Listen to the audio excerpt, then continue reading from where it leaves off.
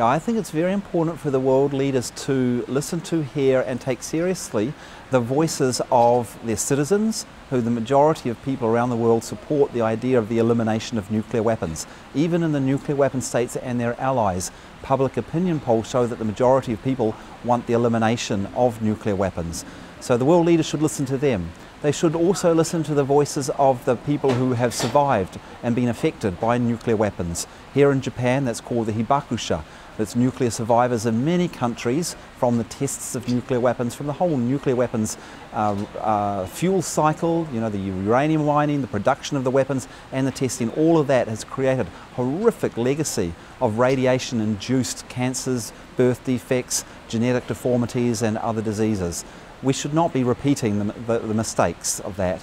And thirdly, they should be listening to the representatives of the people. 4,000 mayors have joined Mayors for Peace, calling for a treaty to abolish nuclear weapons. The parliaments in the world, through their collective body, the Interparliamentary Union, representing 155 parliaments, has supported the UN Secretary General's plan for the abolition of nuclear weapons through a nuclear weapons convention. So the world leaders should be listening to this more than at the moment. They seem to be listening to the arms manufacturers, who have a lot more money than us. Maybe they have influence with the money, but really the leaders are elected there to represent the people, not the arms manufacturers.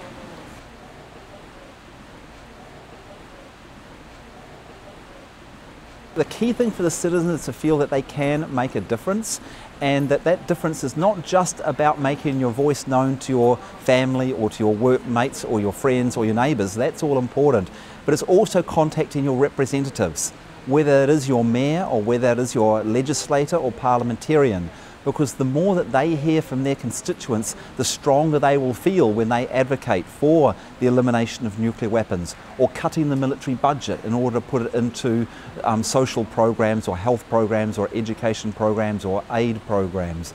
So talk to your representatives. That's very important.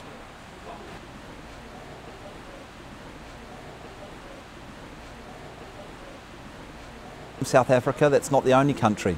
Kazakhstan, for example, as soon as it became independent from the Soviet Union, got rid of 1,000 nuclear weapons that they had on their soil, sent them back to Russia, said we don't want them, closed down the nuclear test site. New Zealand was under the nuclear umbrella, an ally, and said no, we don't feel protected by nuclear weapons, and prohibited them.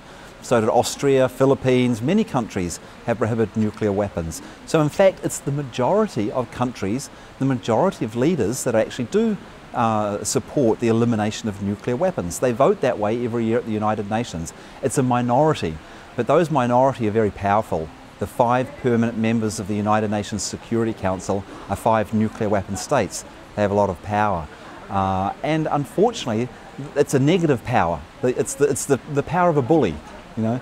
And if a bully gets away with being a bully, they'll continue being a bully. And unfortunately, the world has sort of let them get away with it. They haven't told them strongly enough, seriously enough, and repeatedly, this is inappropriate, this is inhumane, this is illegal for you to threaten to blow up the rest of the world just for your own personal interests, the interests of your country. And it's not even the interests of your country, because your country would also be destroyed by any nuclear war. So we have to make our voice stronger, because we're in the majority.